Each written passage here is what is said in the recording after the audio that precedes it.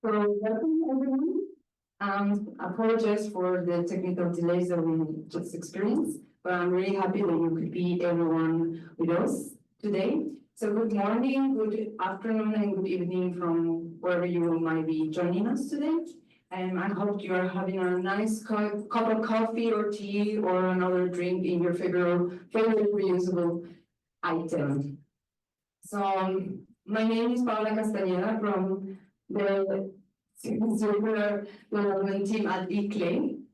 And I'm really happy that today I'll be sharing the opening and I will be moderating this session, which has a really vital and timely topic, which is like how cities are transitioning from single-use plastics to a more reusable packaging systems.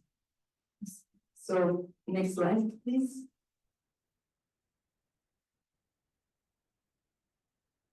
And the next one, too, please.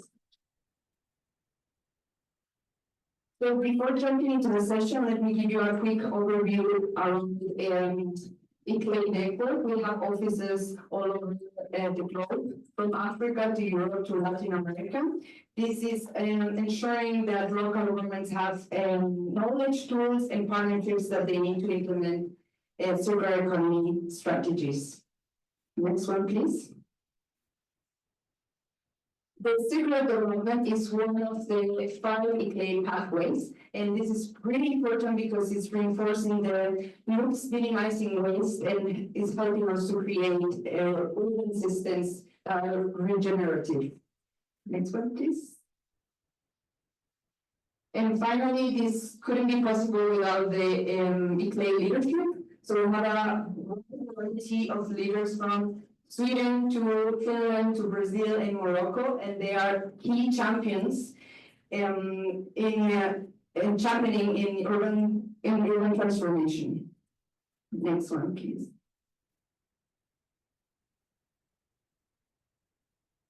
So through today's sessions, we are aiming to listen some of the front-runner cities that are being developing better policies, are creating multi-stakeholder engagements, and most importantly, they are making reuse work in practice with communities, with food systems, and with markets.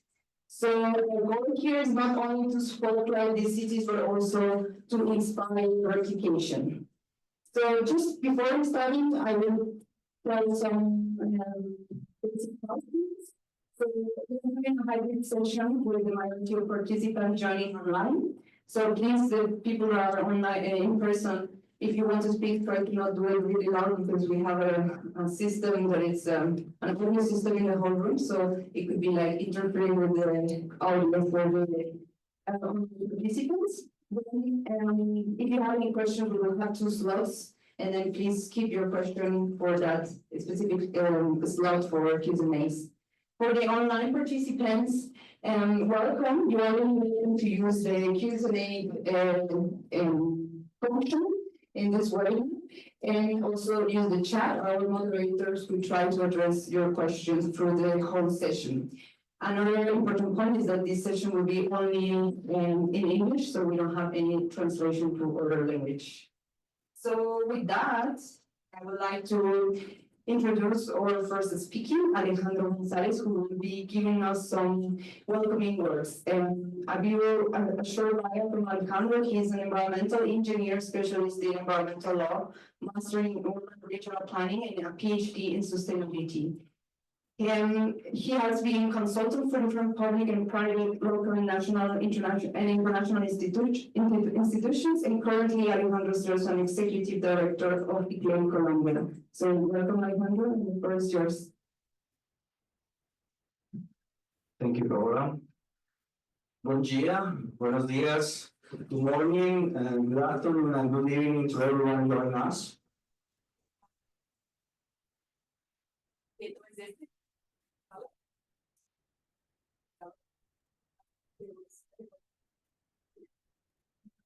Good afternoon and good evening to everyone joining us.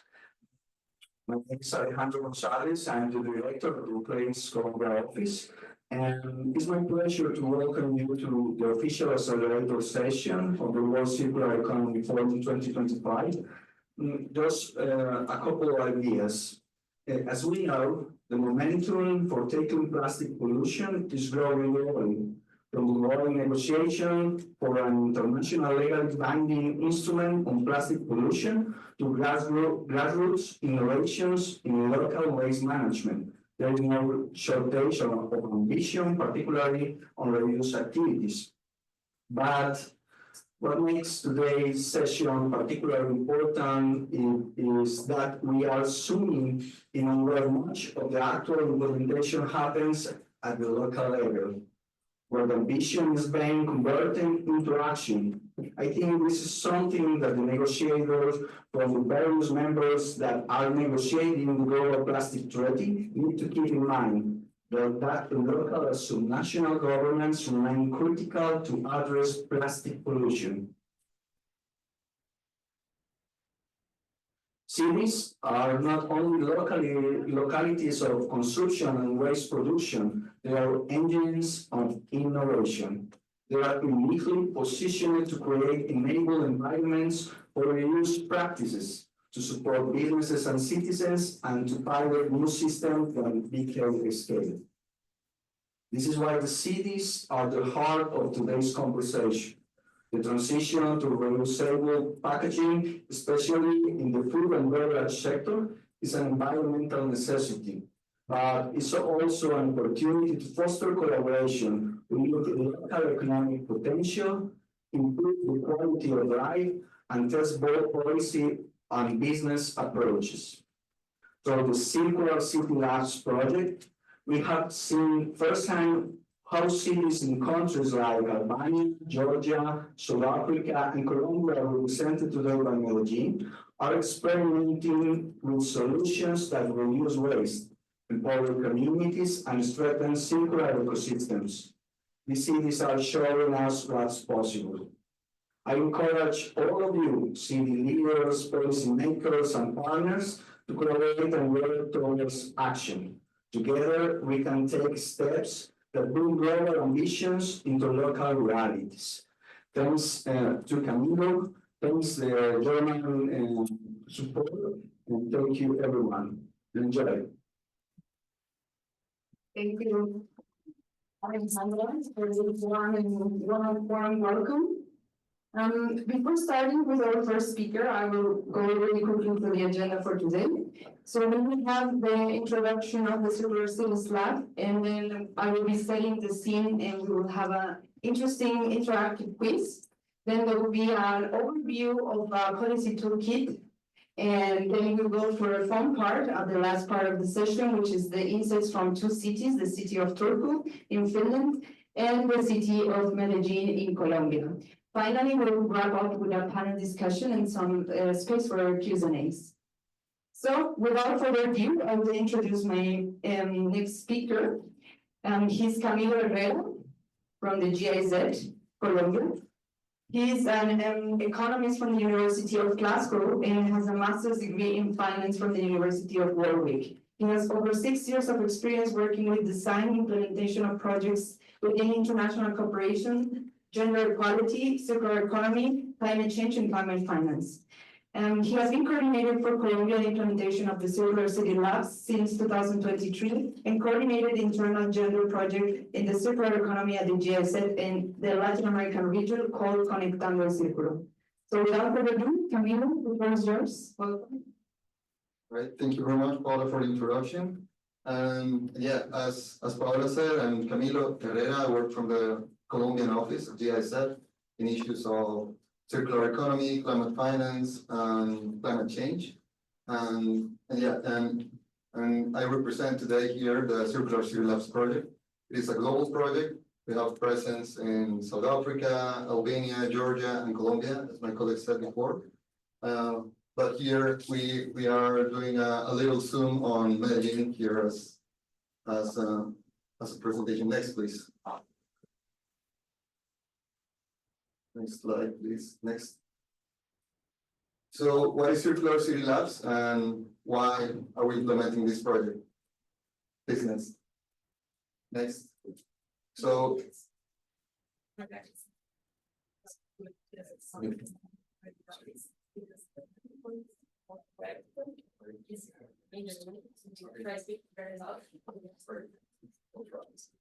as we know, a paradigm shift is needed to transform our societal system at the moment from a linear economic system to a circular economy. And we have to do this through rethinking, reducing, reusing. Next, please. And this is actually the space of circular economy where Circular City Labs is focusing. We are focusing on upstream innovation through promoting reusable packaging systems in cities specifically. So for reusable packaging systems, we understand packaging that can be used, cleaned, refilled, reused for the same purpose that it was produced in the first place. And this is especially where we are focusing. Next, please.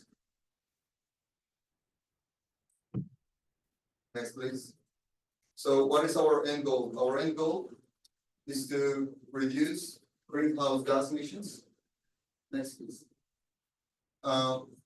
Through reducing waste. And we are focusing specifically in cities and implementing pilots around reuse.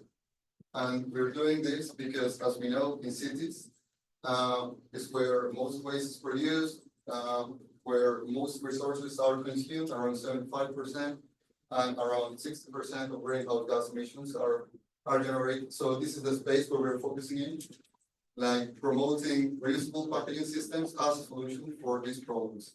Next, please.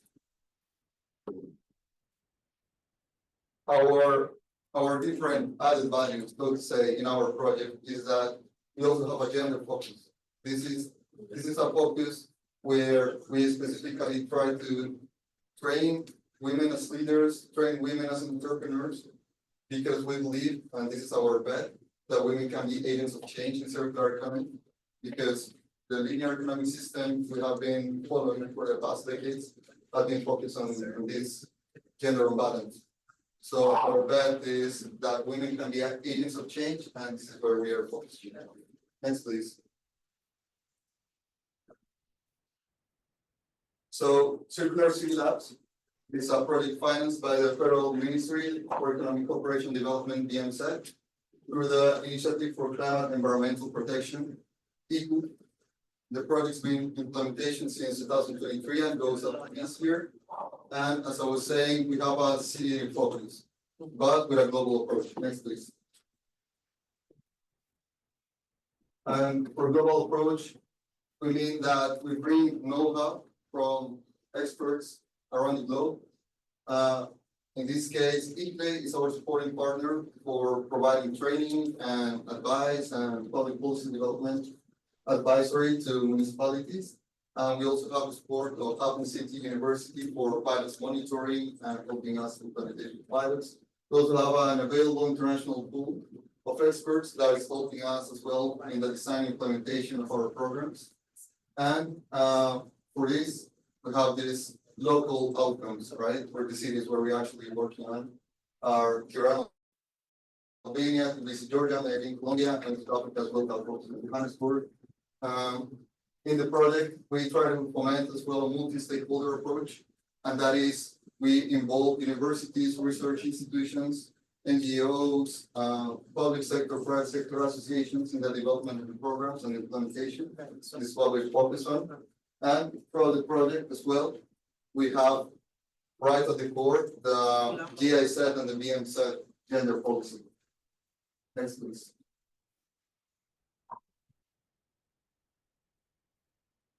So to zoom in into what we have achieved so far, I'll explain to you our business side component. The public policy component will be explained by my colleague here, Secretary of Environment. But in regards to the business component, we have developed in partnership with Impact Hub Medellin, an acceleration program called EcoHero. And this program, we're going actually in our second year at the moment. During the first year, we accepted 12 companies. And out of these 12 companies, we successfully helped them develop 9 pilot solutions for use. Out of these 9 companies, we have provided further support to 3 companies that we believe a solution that was important for the ecosystem in Colombia or that had huge potential. And we provided financing to one of the companies, one of the solutions. And this is the company that is actually participating as well in our panel later on. You can hear more about it and ask questions. And we're also going to hear as well the pilot implementation that we're going to carry out in the city of Medellin, like presented here by my colleague from Secretariat of Environment. We're also, apart from working with the Secretariat of Environment in this pilot implementation, we're also been working with the University of Antioquia, and that is we're implementing as well with the help of Ciclo, a pilot there in the university campus, where we're doing a reuse system as well in the takeaway shops. Here as well in 2025, and in our second year of operation, it's actually ongoing at the moment. With the classes are ongoing. We have accepted 14 companies that at the moment are receiving training on capacity building, how to structure projects, as well as circular economy, eco-design issues. And this year as well, we have as well implemented other sort of component in our acceleration program that is called hackathons, where we have approached anchor institutions. In this case, we have already implemented one solution. With ASEP, is the largest appliance manufacturer in Colombia, where we carried out a hackathon to identify a reasonable solution for them as well. And we have 4 more planned, and we'll hear more about it soon. This year as well, we have involved the diaspora members of Colombia as well, and the advisory provision to the companies that are participating this year. And here you can find the QR code. Here we have a landing page of the results we have achieved so far. You can see there and hear more about the companies we've supported as well, and the events we have already carried out. Next, please.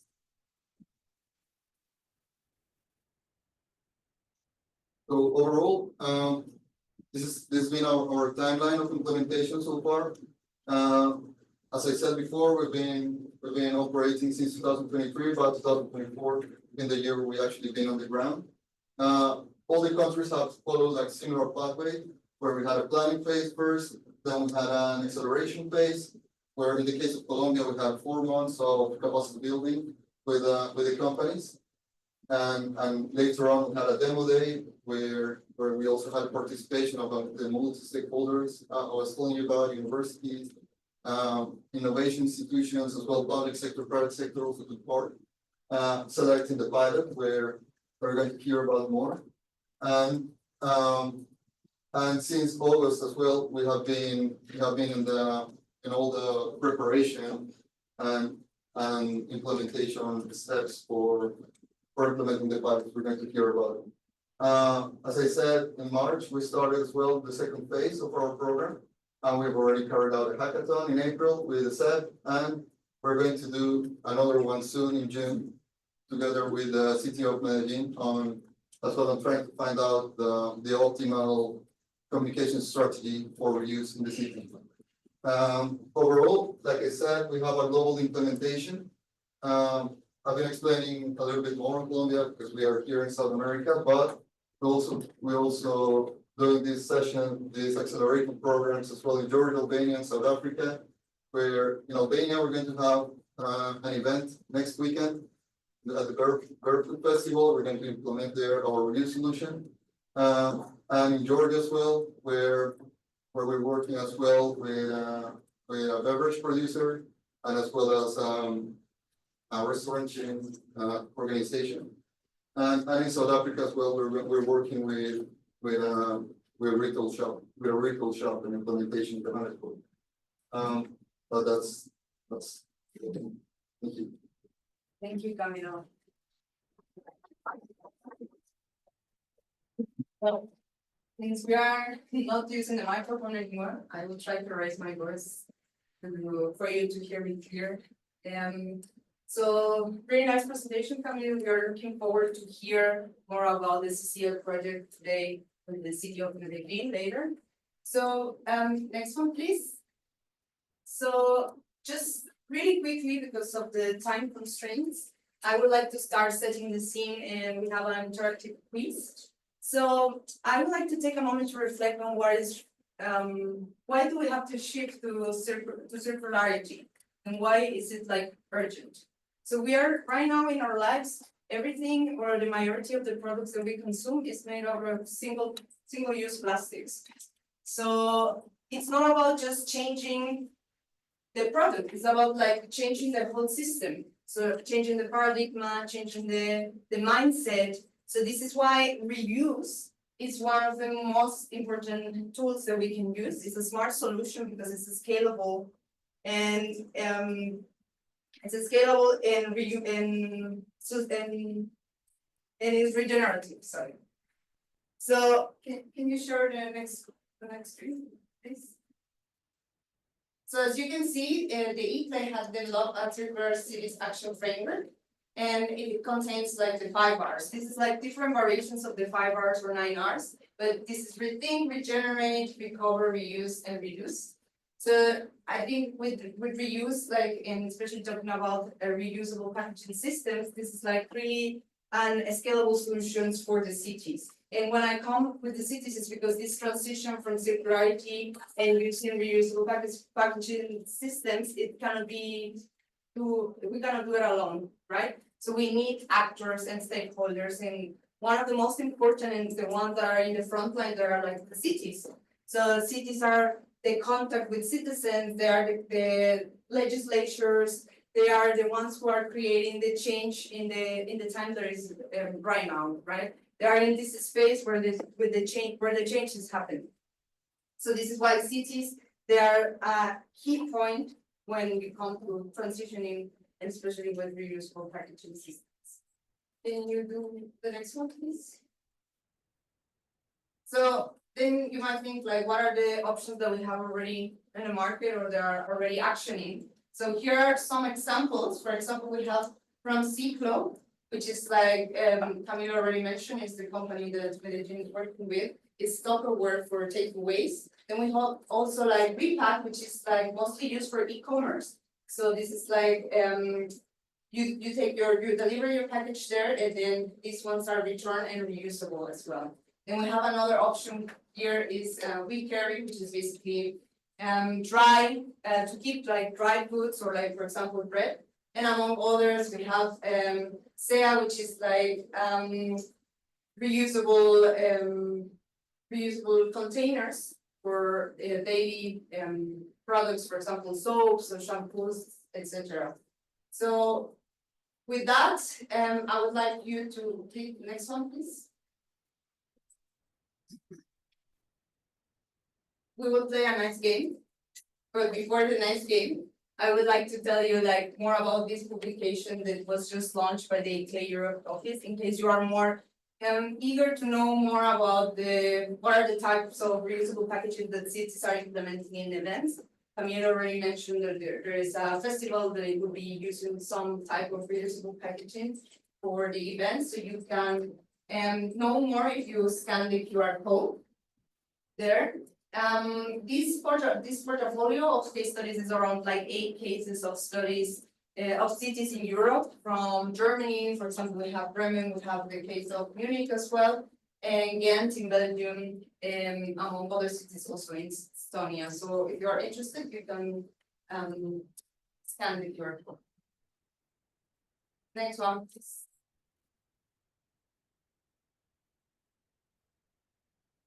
So now, the fun part begins. So now that you have seen like some of the varieties or the types of packaging systems that are already in the market, we will play short but fun quiz. So if you can help me scan the QR code, or if you're on your computer, you can also join with the Menti code that is appearing there.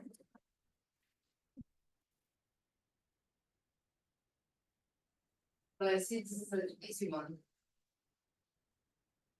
Okay, you are already experts on whether it is okay to reflect. Okay, we'll show you the other one.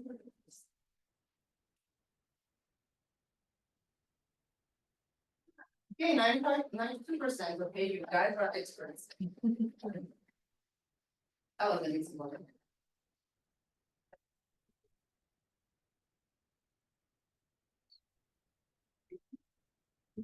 A little bit more, you know. The data is there. Nice. Oh, it's computing.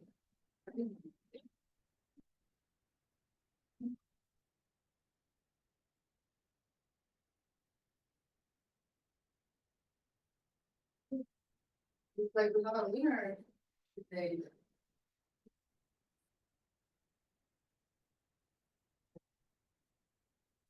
Okay, purple is the winning color today.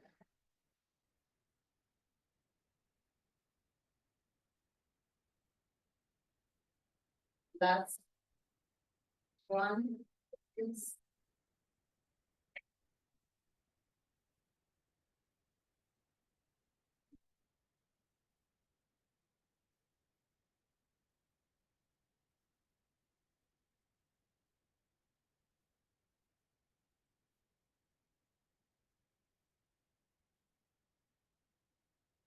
but yes, we have a winner. Color, purple color today is the winner.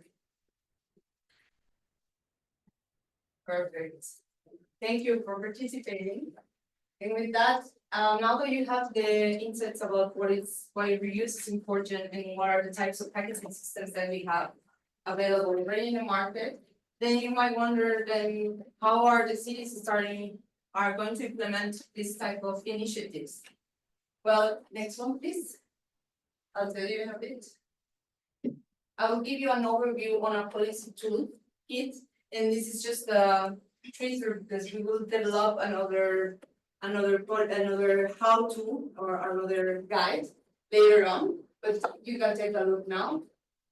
Next one, please. So cities are complex systems. So in order to access these enabled points and encourage and engage stakeholders, what you need to do is to pass this complexity into a more practical way of thinking or functionality to access that.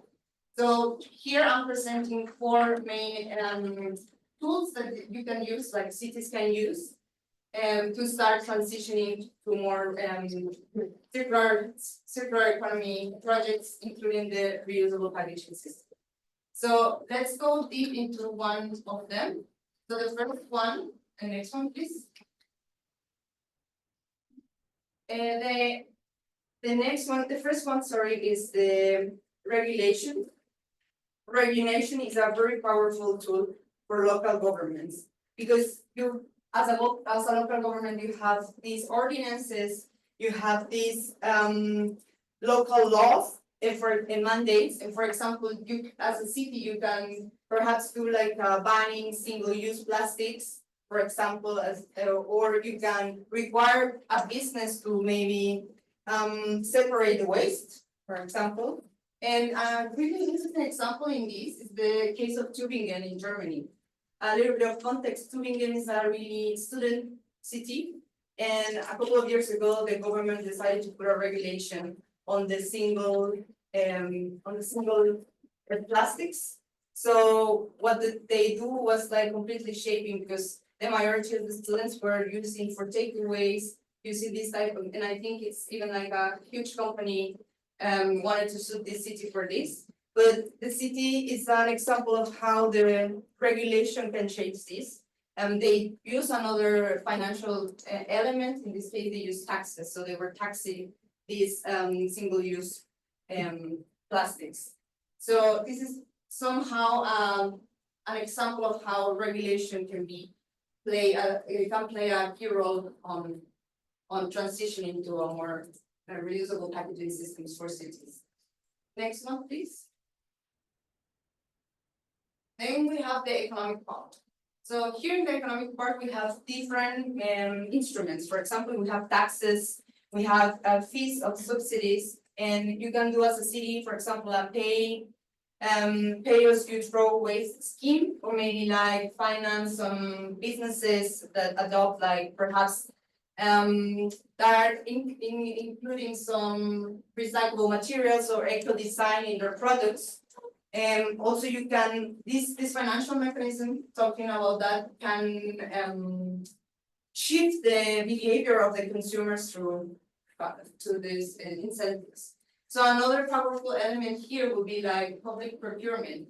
Cities can purchase a long quantity of goods and services. So as a city, you can, for example, start shaping your market, no? So you can consume goods that are like made of recyclable materials and so on and so forth.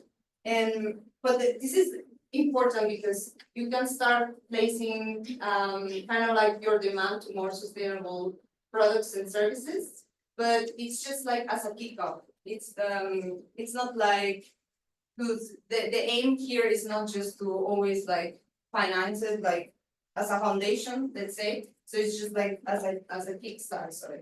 Kickstart. So this is also like one of the parts. Then we go to the third one. Next slide, please. The next one is cooperation, because let's face it, voluntary agreements and cooperation with industry or civil society is also really important.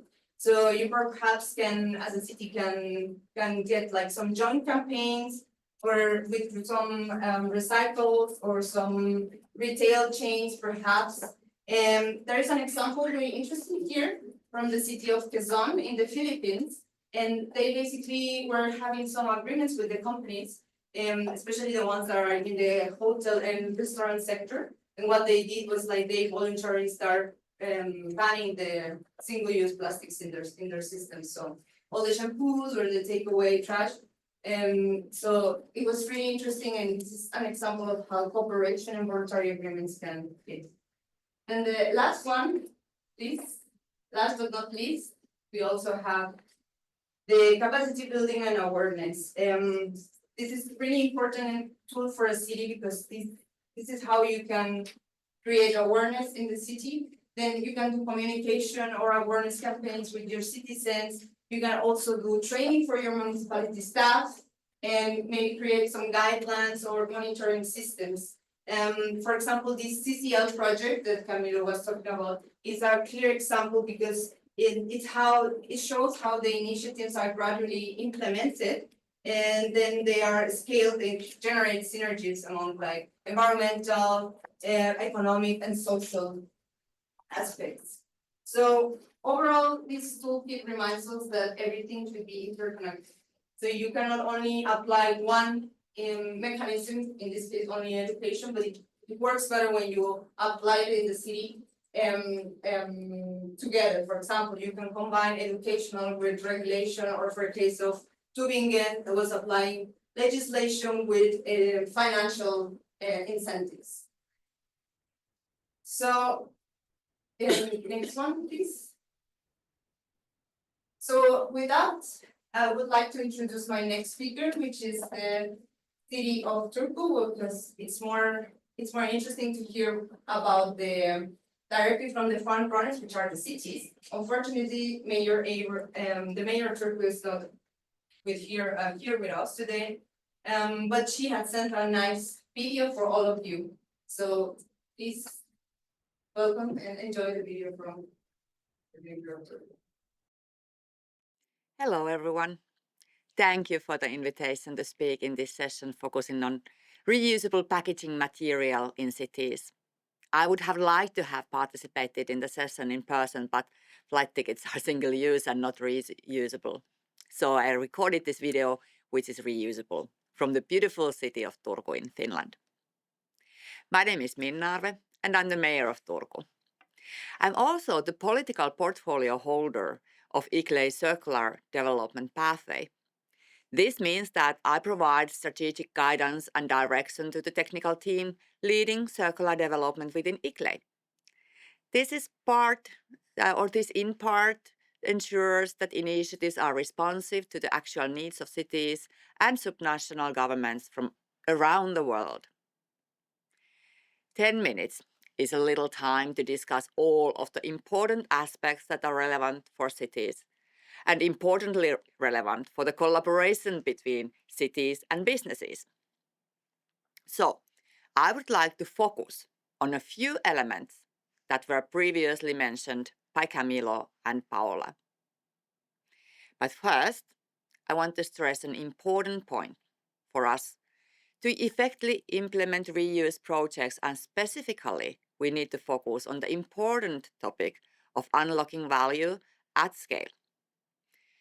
This value that needs to be unlocked has to be perceived not only by the city, but also by all relevant stakeholders. This value differs between the stakeholders and includes elements such as new businesses, convenience, healthy goods that are less contaminated, etc., etc.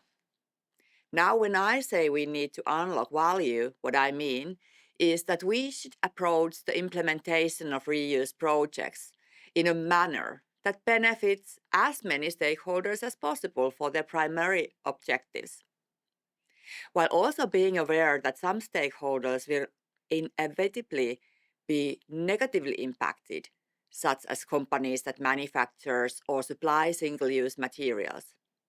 So we always have to manage that upside, but also the downside and those negatively impacted. It's crucial that we need and we has to communicate the desired changes clearly and well in advance, giving stakeholders ample time to adjust their operations accordingly. Camilo mentioned in his presentation that a paradigm shift is needed from a linear to circular economy. I couldn't agree more. But how we achieve this is the million-euro question. To achieve any shift of this magnitude means undoing or adapting systems, such as regulatory system and established ways of doing businesses. And let's not forget our consumption habits. This type of paradigm shift does not happen overnight, but rather over time and requires focused interventions on leverage points that can gradually shift relevant systems over time. Now, the Circular City Labs project is a perfect example of a project that helps cities focus on these leverage points and beginning the shift towards embedding the culture of reuse within the city. Paula briefly took us through the policy toolbox, and I find this very interesting. I find this interesting because it takes the complexity of city administration and simplifies what can be utilized and is in the direct control of cities, not only catalyze and support, but also drive reuse projects. I would like to touch on one element from each of those categories Paula mentioned. In the regulatory and planning category, yes, regulations and strategic plans can play a critical role in the uptake of reuse systems. What we have found is that those regulations and strategic plans are often directed or limited by higher levels of government regulations. And this is why, as part of any local process to enhance regulations to enable reuse, national governments need to be consulted and lobbied to ensure the relevant national conditions and laws are put in place to enable reuse at the local level. In addition, we often think about city operations in terms of the physical boundary, but from a practical point of view, neighboring cities and the scale that they can bring to joint reuse solutions needs to be harnessed. So what I'm saying here is that clusters of neighboring cities could be more effective to bringing reuse solutions to critical mass rather than individual cities going to do that alone. But this is complex and requires a lot of coordination and a lot of collaboration. On the economic category, we have to be cautious on imposing additional fees, user charges, penalties, or other financial disincentives. Some of these fees and charges are necessary, but we need to ensure that the systems we are implementing at city level are accessible by all residents. Whether we are from the global north or south, at this point there are always residents that live near or below the poverty line, and additional fees and taxes might further burden their situation. Furthermore, with some types of incentives that are provided by the city, we need to be cautious about advocating for businesses to develop their business models specifically resting on or incorporating tax incentives. The critical risk here, and we have seen it before, is that when the incentives are stopped or reduced by the business models utilized by the companies become no longer feasible or viable, and this creates a negative cascade, and the entire businesses and industries run the risk of closing. Regarding the cooperation category, the main point I would like to stress here is that cities often have vast resources, including property portfolios. These unused or underutilized facilities can be put to the great use to develop common infrastructure that can be utilized by local reuse companies like collection or wash facilities. Probably the best glue that holds together all the initiatives to transition to a reuse future can be found in the education and knowledge category. Cities are perfectly positioned to drive behavioral change programs that enable residents to better buy info and into the facilities that are provided. This would include not only changing their view that taking up these innovations are necessary to eliminate waste and decrease emissions, but also on how to most effectively utilize the innovations provided. In Turku, collaboration at the local, regional, and national levels is a daily occurrence, and we work extensively with businesses, educational and research institutions in Turku's circular economy efforts. Current topics of interest include consumption-based emissions and engaging local stakeholders and residents in circular economy activities. I know that we are focusing on reuse, but I'd like to take the opportunity to share a little bit of broader information that still aligns with the objectives of the Circular City Labs project, including examples of how we strive to generate innovations and change consumption habits.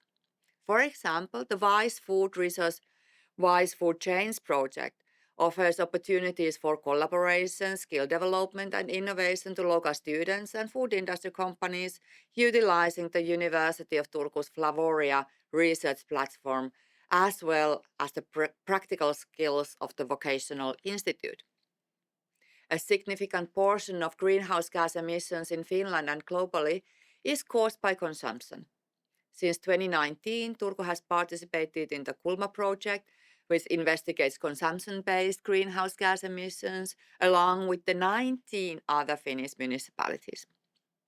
The latest calculations from 2024 reveal that the largest emission sectors in Turku consumption-based emissions were goods and services and food.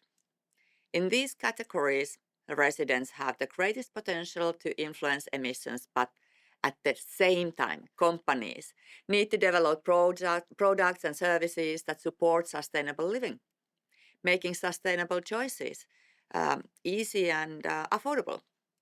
The city's role is to bring actors together, communicate and develop an environment that enables sustainable innovations and ensures the sustainability transition is socially just. I want to highlight a method that may have been underutilized so far: art and culture.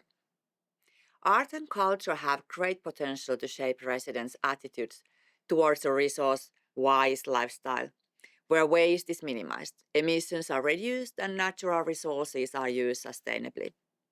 The Creative Circular Cities project promotes sustainability transition through art and culture. In the project, companies, residents, and art producers work together and they try to find innovative ways to consume more sustainably. In addition, as part of the Cultural Flagship project, a massive public art fort called Aikamatka 2036, meaning time travel to 2360, was created in one of Turku's largest suburbs, Runosmäki.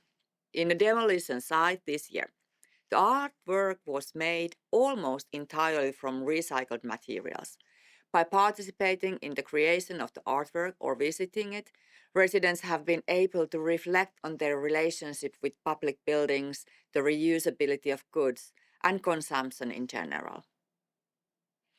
I would like to leave you with one last point and statistics that I recently came across in WWF blog, replacing 20% of single-use packaging with reusable materials could create a $10 billion opportunity. The only way we unlock that is for all stakeholders, and especially cities and businesses, to collaborate more effectively. On that note, please monitor our ICLE Circular website and newsletters as well. We will soon be launching the How to Guidebook for pursuing reuse initiatives in cities that revolve around the policy toolkit. Thank you so much. Thank you for your time. I wish you a good rest of the session and engaging conversations for the topic. We have another city today with us today. So it's a pleasure for me to introduce Camila Ramirez Huerta. She is the team leader from the city of Medellin. Camila is a sanitary engineer from the University of Antioquia and is a specialist in cleaner production. She currently is a master candidate in sustainability at the Pontificia Bolivariana University in Medellin, and she has over 25 years of experience. In Colombia, she has led initiatives across the public and private sectors, environmental authorities, and sustainability consultants. So please welcome Camila. The floor is yours.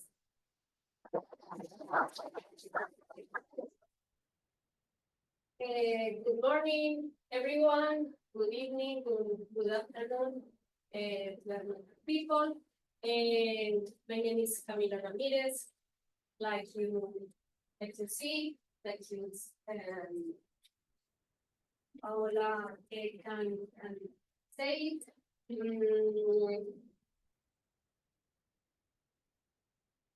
I'm not bilingual, so I ask you, be patient with my English.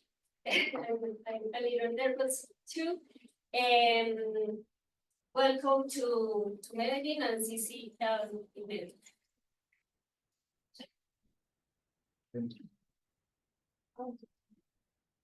Can you do the next one, please?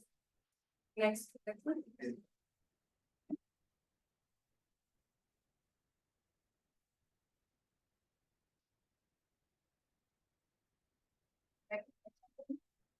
Okay, quickly, we're going to talk about CCL in Medellin. As Camilo showed us a few minutes ago, we will go to talk about a little civic context, regulatory framework from reuse returnability, and there are two main parts of CCL in Medellin that are ecological pilot and the roadmap and next steps in this project. Next, please.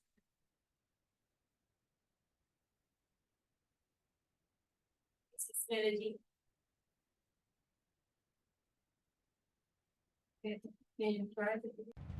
Medellin, designated as Colombia's special district for science, technology, and innovation, is the capital of Antioquia region in the country's second largest city. Located in South America, Colombia is a nation undergoing significant economic and social transformation. Nestled in the Aburrá Valley in the central Andes Mountains, Medellin spans 328 square kilometers. The Medellin River flows through the city from south to north, joined by more than 4,200 creeks and surrounded by steep, imposing mountains. While these landscapes are visually stunning, they present complex challenges for environmental management, climate adaptation, and land use planning. Medellin itself is home to over 2.6 million people. The city's heartbeat lies in its people, resilient, kind, and entrepreneurial, who drive a local economy based on commerce, services, and manufacturing, and who work each day to build a more inclusive and forward-looking Medellin.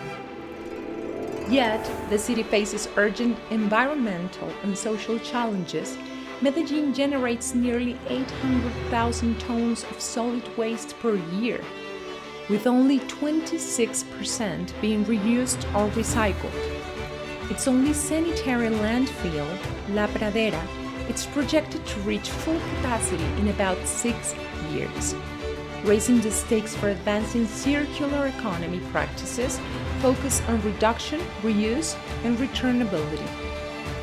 At the same time, while Medellin has made strategic investments to improve quality of life, it continues to confront pressing social needs, equitable access to public services, education, healthcare, safety, homelessness support, and disaster preparedness. These demands often exceed available public resources and must be carefully prioritized. In recent years, climate change has made its impact increasingly visible through flash floods, landslides, and overflowing streams, highlighting the urgent need to scale up investment in adaptation and resilience strategies. That is why, for high-impact areas that require additional support, Medellin actively seeks partners who can collaborate with us and help accelerate our journey towards sustainability. We invite you to discover Medellin and become our allies in shaping a circular, resilient, and sustainable future.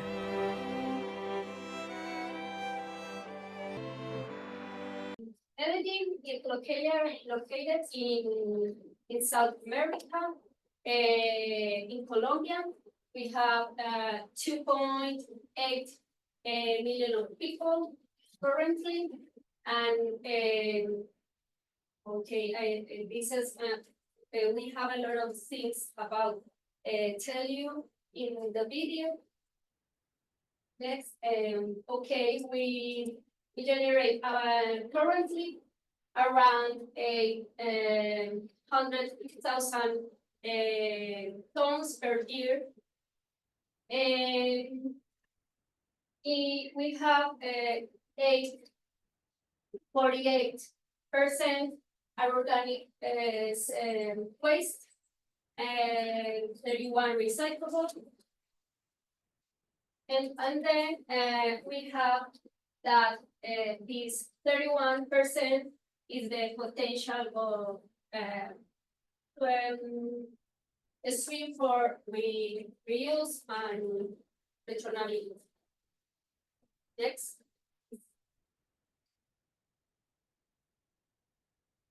Next, please.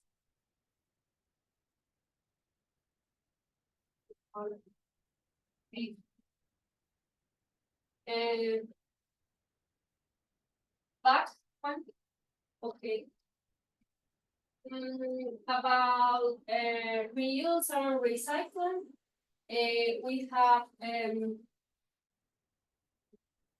just 26% of total solid waste generated is reuse or recycling. This is the portion that we have now that is that represents the solid waste. We can see that plastic is the higher portion that we generate. Next.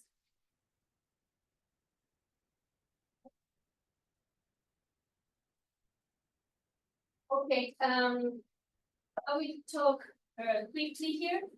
That I wanna show you that Colombia have a framework associated circular economy, plastic single use, Mainly, we have green growth policy, we have a national circular economy strategy, national policy from the management of solid waste, environmental management of packaging waste, resolution, a policy for reduction and elimination of single-use plastics, and other that derivated from here.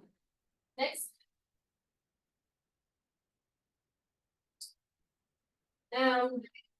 The main policy for me is the national policy on sustainable production and consumption, and Medellin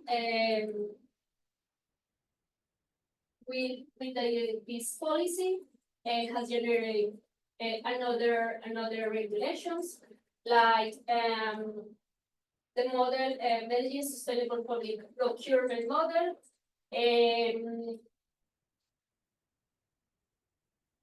Agreements and resolution about them, and we have another regulations that support a national the national campaign, our framework. Next.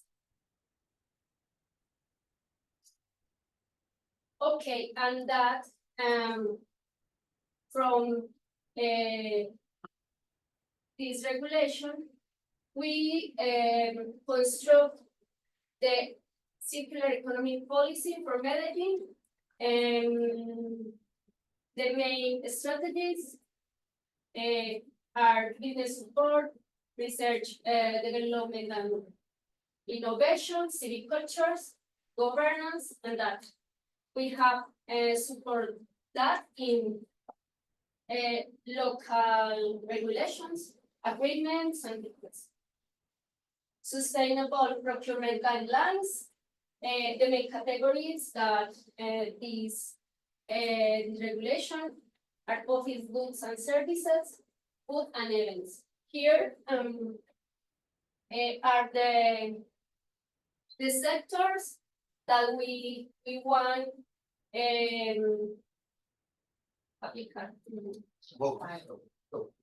Focus.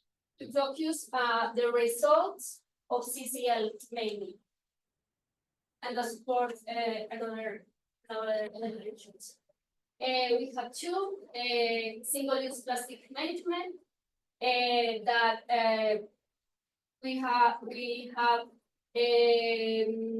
construct about identification, prioritization, and prohibition total or partial by the with the object to elimination and monitoring.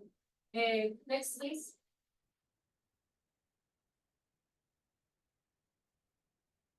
Okay, why or to our goals that CLL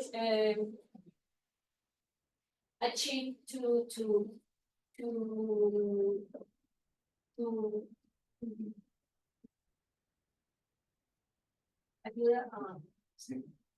Why is CCL aligned? okay, our goals that support CLL. For example, to the district development plan is 10% reduction of waste disposed in a landfill, in a local landfill. We have like an institution have another certifications like zero waste and carbon neutral and CLL help us to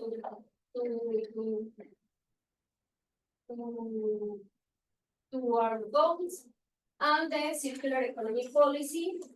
For example, one of goal is reduce PPC generation of solid waste until 0.4. Next, please. Okay, as Camilo told us, CLM has two parts. One is EcoGiro pilot, and another one is roadmap to reduce returnability. And about why for Medellin or why we joined to CLF when like you show the sorry CLF help us to our goals. And something very important and very powerful for us for Medellin is that focusing gender is very, very powerful and important for us.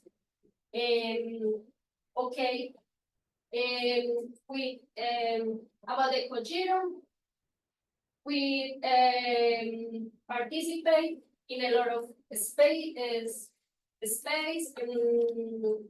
in meetings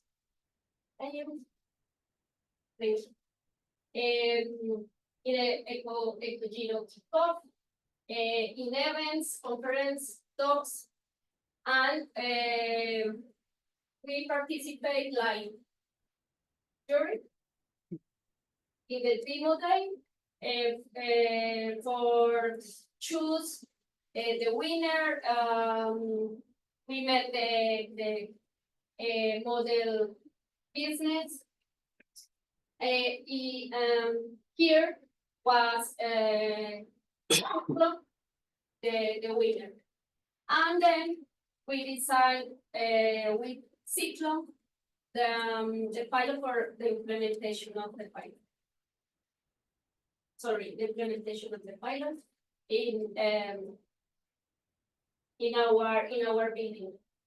Next.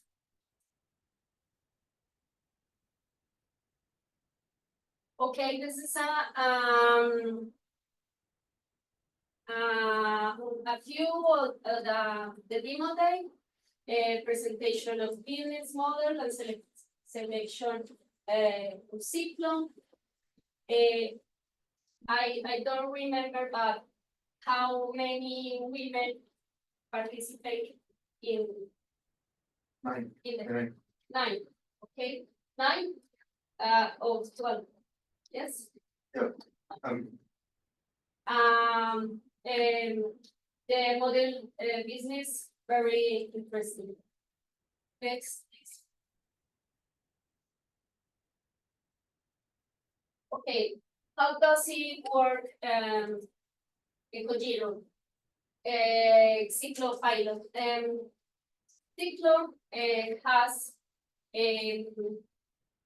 expanding machines with different types of cups, dishes, okay, a lot of things. But we evaluate in Medellin how could we implement the best way to implement the pilot. And after evaluating a lot of alternatives, we decide to do it in driver's area. Driver's area in a main building of the district is like a room where drivers wait in the day and night for toll them or transport the clothes. Okay, and then in this point, in this area, they read, they play cards, play ping pong, okay, and then they drink a lot of coffee in the day. The consumption is around 10,000 cups of coffee per month, okay? That is 120 thousand cups of coffee per year. And then Cyclone gave us a spending machine with these cups that are plastic. The other cups are in cardboard, okay, and yeah, how does it work? The user register only once in the system. The system creates a unique profile of each user. Then the disperser recognizes the user and associates the container where he or her identified. The user choose the product and enjoy this the beverage. When the person use returns into a box that identifies the cup, okay, and then the personnel in the city, in our building, transport to a kitchen that has dishwasher, industrial dishwasher. They save energy and wash too. Then the containers are washed, disinfected, and ready for a new use. And okay, this again, put it on in the expanding machine, and again, and use it.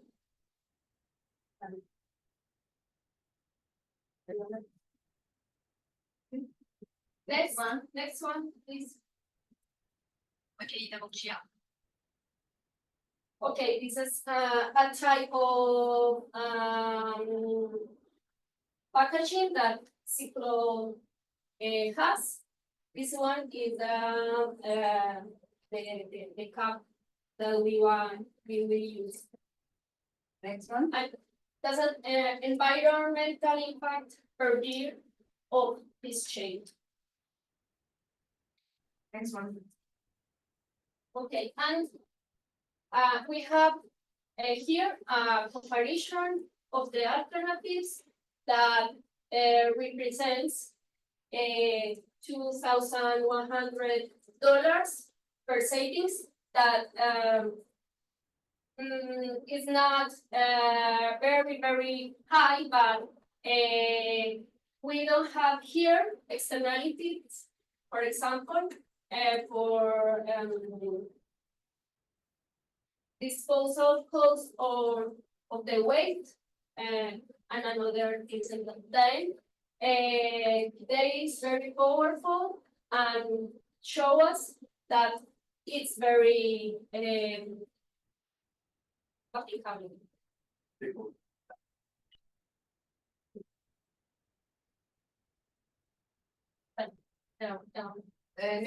Next one, please. Okay, some barriers on learning. The technology is a self-service context. One barrier is the complexity of administrative procedures in Medellin. Another barrier is the change culture into these drivers for adopt the reuse. And financial in future change and like adoption in our procurement public procurement policy. Next one. And another part is the roadmap with reuse and returnability. We have a team with Alejandra and other persons of the team in Medellin, CLL in Medellin. And we did spaces jointly. CLL did a regulatory review, international cases review, and technical and academic literature. Then together build and they gave us a recommendations. We have now a document with prioritization exercise, identification of the stakeholders, we did together, analysis of local capacities, we did together too, and definition of action steps. Next, please. And we have, this is just for a few recommendations of CLL for implementing the reuse and returnability. But the importance is that they could be implemented in short, medium, and large scale. Next one. Next. And next step,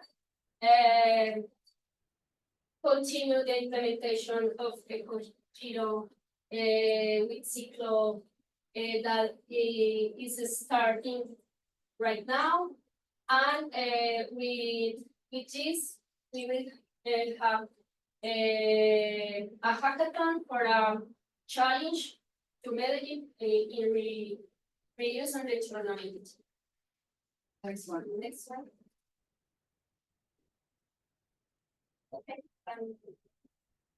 And some conclusion, recommendation, and lessons learned about the project. National regulation and local instruments prioritize recycling as the best alternative for waste management with few or non-specific action for reuse. For this reason, CLL has represented an enormous opportunity for innovation in local management. CLL has allowed us to more clearly visualize the action and goals for the reuse and returnability of containers and packaging in energy. CLL has provided us with a progressive strategic framework through short, medium, and long-term actions. CLL's results will translate to evidence-based decision-making and solid information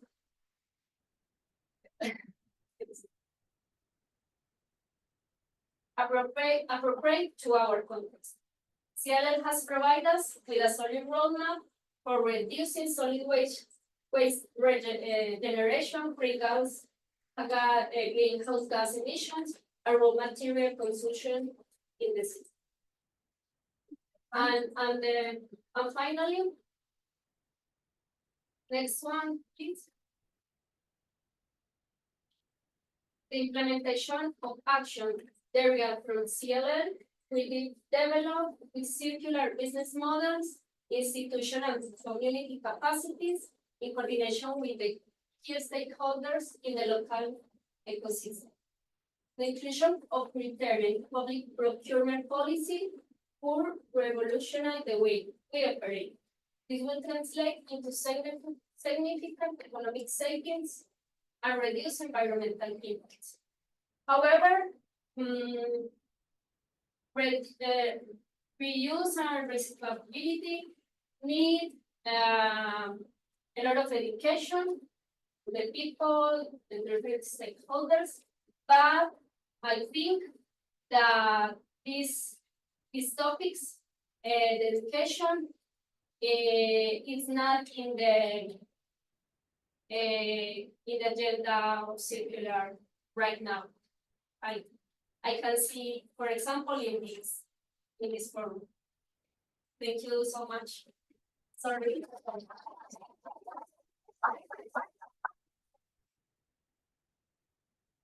So thank you, Camila, for this interesting presentation, and indeed, Medellin is one of the clear examples of how you can interconnect the enterprises and the city. So to follow this discussion, I will invite you to come up to the panel, and I will introduce the panelists, other panelists. So first, I will introduce our moderator for this panel. She is Estefania Aleixo. She's a regional technical coordinator of IPLE South America. And welcome. Then we will have as a speaker as well, Ana Maria Villegas. Ana Maria is the co-founder and CEO of Ciclo. Is a pioneering company transforming the food and beverage industry through intelligent ecosystems and returnable packaging. Welcome, Ana. Hello, everyone. Thank you. And then finally, we have Lea Gege, vitamins. She's an architect and urban planner with a master's degree in urban environmental management from the Wageningen University and a PhD in architecture technology and cities with a focus on circular economy. She currently she's a co-founder leader of Ideia Circular, and she serves as the technical coordinator for it in Brazil. Welcome to you.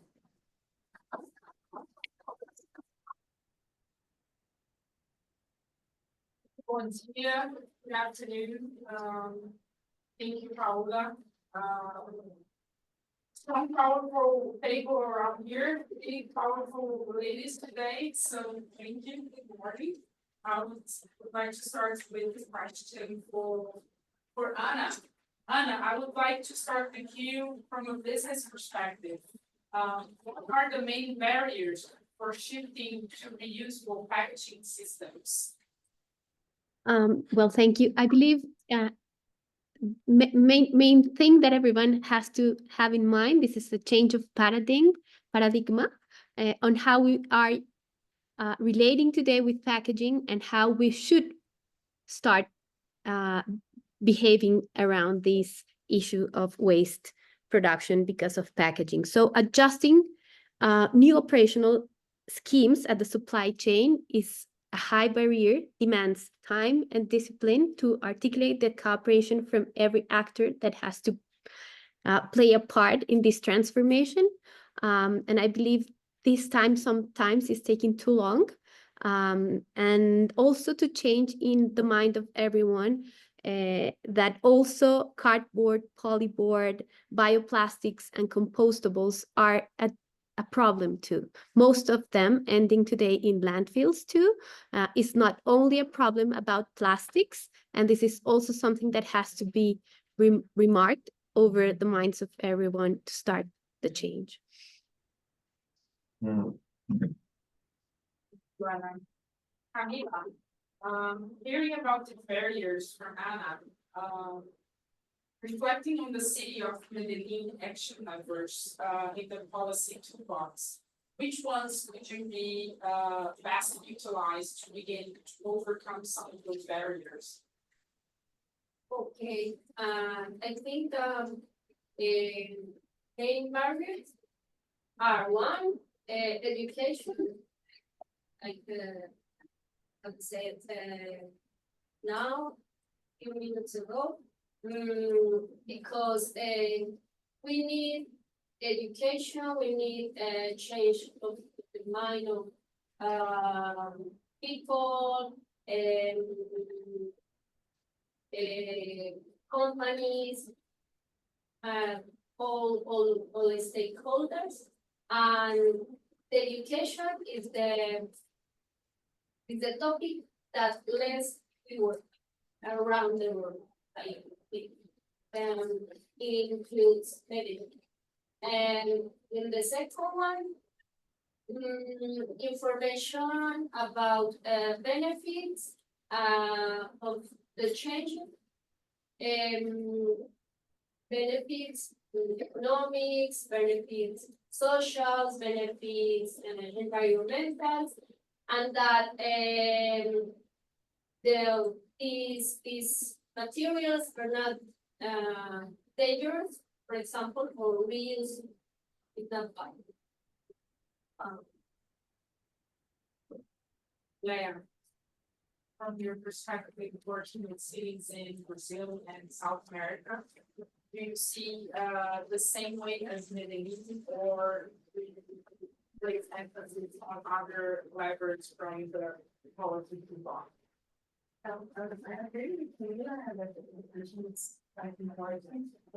But I think there are other issues that are missing. For instance, the regulations that are quite starting here in South America, and it's something that is really fundamental for this transition. Also culturally, we have this culture of using single plastic, so it's very hard to overcome and change our behavior as society. And finally, one thing that I miss in the toolkit is the design. So, which is for me is something that we have is basic for the circular economy. How we design better products, but also better systems, and of course better cities, yeah, that circulate the flows can circulate, and we can regenerate our systems. Anna, given the challenges that we're currently facing with climate and pollution, we need solutions that are with tangible impacts. This means we need to scale our solutions from a business point, but also it's important to reflect what are the ingredients that you or any business in the reuse sector need to scale their solutions. Well, I have various points I would like to remark here. One is to find volume first. There's no way to keep reuse sustainable if you don't find the volume. Otherwise, it won't be viable economically. Also, we have to standardize packaging and search for interoperability, so we can also achieve this economic and also behavioral sustainability. We have to build up guidance tools to let all the actors know very soon how the journey of this transformation is, so the path can be more clear for everyone, and we can go together through it easily. Also, we have to try to work with regulation, and in this case, I would like to give my personal advice, and is to use the same platform of EPRs that we have today, extended producer responsibility programs, to articulate reuse as the main solution. Today, reuse in EPRs appears at the bottom of the line, always thinking that recycling is the main solution. We have to change this pyramid of hierarchy and bring up reuse first, and use these resources to help scale these schemes, because otherwise it's going to be super hard. And finally, we have to try to search a way to articulate with today waste collection systems, so they can help us at some point with this inverse logistics. They are professional in this logistics circulation around the city. They know the timings, the frame hours, the pricing of these. We just need them to build up a clean route without waste, to do exactly the same thing that they do today, but collecting reusables. And finally, through EPR maybe, or some regulation, every restaurant or food and beverage operators opening from now on, it would be great to ask for them to have a cleaning machine or to have a provider of cleaning the reusables as a regulation mandate. And they should, so they can start changing to reusables. And we can also use the infrastructure of cleaning stations that are already in the city to let them be part of this transformation and not always constructing a cleaning station from the beginning. Camila, it takes two to tango. So from a public municipal administration perspective, how can a city assist business to scale reuse? Okay. Yes, we have a lot of perspectives. We can scale these results and introduce results of, for example, the pilot of Ciclo in our criteria, specific criteria for reuse and returnability in our policy of procurement. These help us to reduce and change another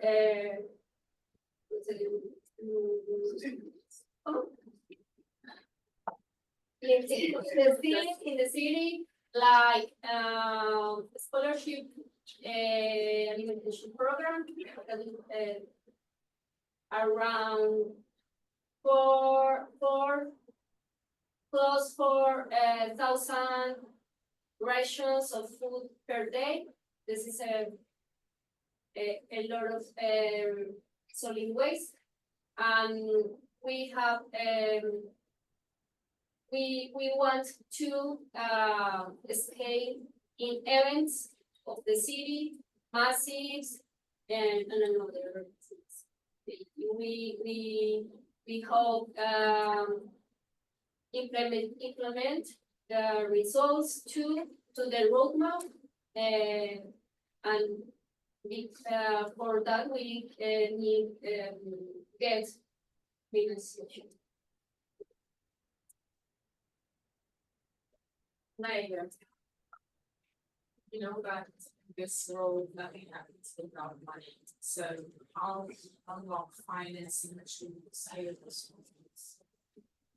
Well, I believe the first thing is to set responsibilities. As Anna commented, so when we talk about the transition to circular economy, we can think about many stakeholders. We are talking about businesses, government, and consumers, of course. And we have to have very clear who is responsible for that material that is flowing in our environment. And here in Brazil, we have this concept of shared responsibility, which is unfortunately it doesn't work. You know, so because if everybody is responsible for that materials, nobody is responsible in reality. So we have this thing, but on the other hand, things are so much appealing for everybody that that being in this linear system and continue making things that are not recyclable in a more holistic sense generates a sense of that we have to change things. So for instance, when we go to the beach in the end of the year, we can see every year more and more pollution everywhere. And Coca-Cola doesn't want to be there, you know, and other brands also don't want to be there. So this is something that also is fun, and it ends up in a financial push, you know. So it's a bad market for them. So they have to, companies in general should understand that being linear and polluting is not good for them as well. Unfortunately, we did not listen to Mayor Ardy's strong message, but one of the main lines that she enforced was that to unlock value for each stakeholder, for there to be systemic update of reuse initiatives. In that sense, I would like to ask Camila, what would be the one key value that needs to be unlocked at the city level?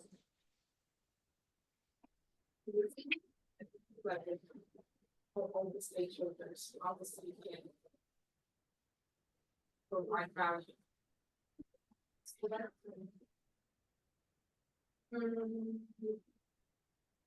In Medellin, I think one key is work together with the business, the companies, and construct these policies, construct criteria for the translation, things for how is the best way that we can promote reuse and returnability in the city. Yeah, I think that we should do with the hand with the people and the community. Anna, in that sense, what do you think? Well, some tax incentives would be great to have. Also, some tools like eRoyce or Royce that can help others understand that this can work environmentally and economically too in a faster way. Also, I would like to add some standards that can help the industry change in a safe way. And also, I would like to add licensable technology so we can start developing operators around the cities and not just one. And usually the main barrier for them to start operations is the cost of the technology to track and trace this packaging and make sure stays circulating in the system. So I believe once we start, for example, from Ciclo to open and deliver the license for anyone, I hope this can help in adding value to others, showing the data of how the system is behaving and the value that it comes from it. No. Finally, Leah, from the perspective of the largest city network or the system, how can we actually, what are the values that need to be accomplished? So the first one is the one that I already said. I believe that setting responsibilities is essential. So industries should be responsible and businesses should be responsible for what they produce. Governments should make good policies and should plan cities and urban areas and create regulation and taxes that incentivize the transition to the circular economy. Secondly, I would say that economic value should be demonstrated and clear. So we need to demonstrate that circular businesses are also and innovative practices are also profitable as well. Thirdly, I would unlock social value. So communities must see the benefits of circularity, such as job creations or improved public health, etc. And finally, I would say about the environmental value. So we also have to demonstrate that reusing initiatives will contribute to environmental conservation. And so cities can showcase like negative successful cases where we use systems and show how it lower carbon footprint as an example or other ways of showing the streets to everybody. So as we come for closure, we still have time for 2 questions. So I would like to invite the audience that is present, but also the audience that is watching us live. Yeah, there's one question for Camila. Is EcoGiro to expand to other cities in Colombia?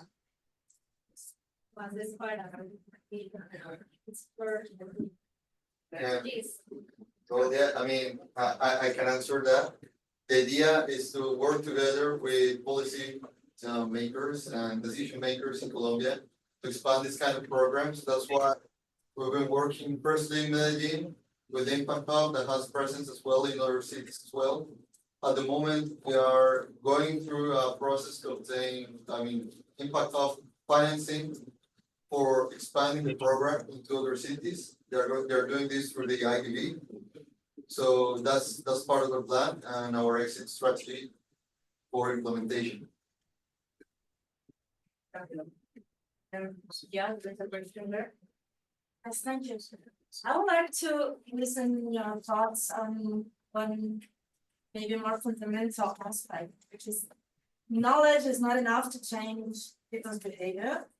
And the reason why usually circular business are not so dealing is because linear is cheaper and linear business are still more profitable.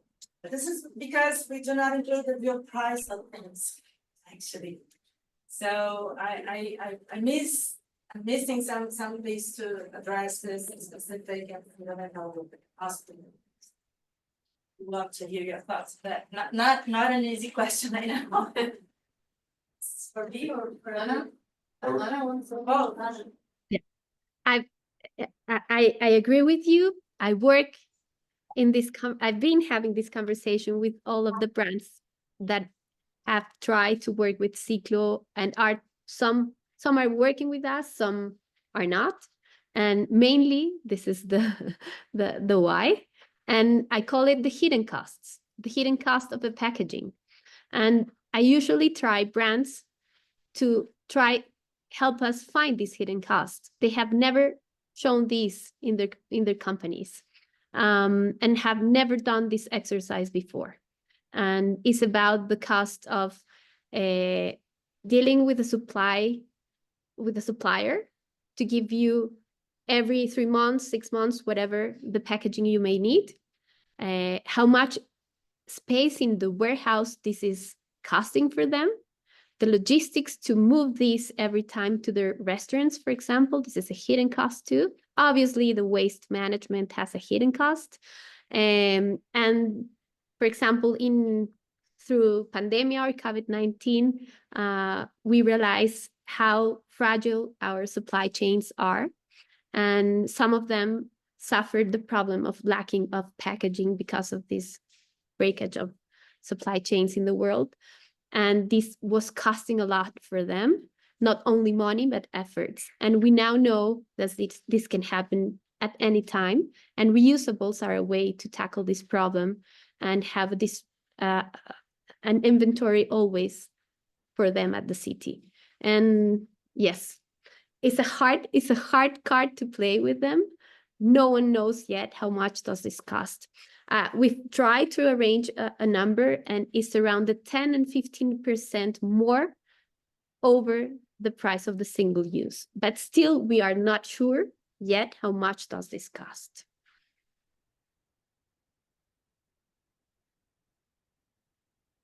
And also about reputation. They never take care about how much single use costs in the reputation of the brand. I always try to tell them about this. I've missed some of these battles, but I'm still positive I may win some of them. So I guess this is it. I would like to thank our audience here and also online. I would like to thank our panelists. Thank you. And I would also like to thank GIC for its support.